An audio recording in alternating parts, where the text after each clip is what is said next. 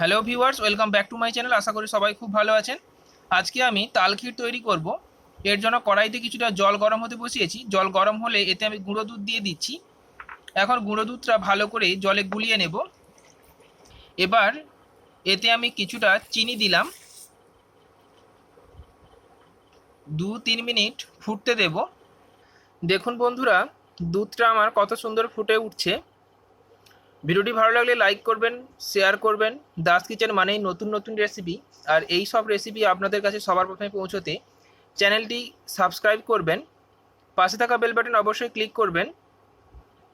দুধটা এভাবে 2-3 মিনিট ফুটে যাওয়ার পর এতে আমি কাজু বাদাম দিয়ে দিলাম, দিয়ে দেব কিশমিশ,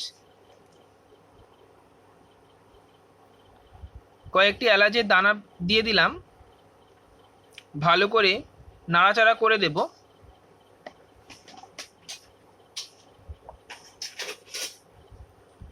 এবার এতে দিয়ে দেব তালের পাল্প। তালের পাল্প তৈরির প্রসেস আমার চ্যানেলে অলরেডি আপলোড দেওয়া আছে। ডেসক্রিপশান বক্সে লিংক দিয়ে দেব, আপনারা দেখে নেবেন। এখন তালের পাল্পটা ভালো করে দুধে মিশিয়ে নেব। এখন ভালো করে মিশিয়ে নিচ্ছি। ভালো করে মিশিয়ে নিতে হবে, তাল যাতে ডলা পেকে না যায় সেদিকে লক্ষ্য রাখতে হবে। এবারেতে দিয়ে দেব নারকেল কোড়া।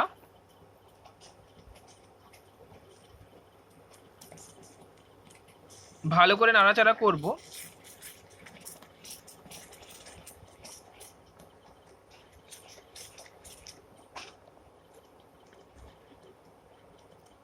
উপর থেকে মিল্ক মেড দিয়ে দিচ্ছি। তাল ক্ষীর তৈরি হয়ে গেল।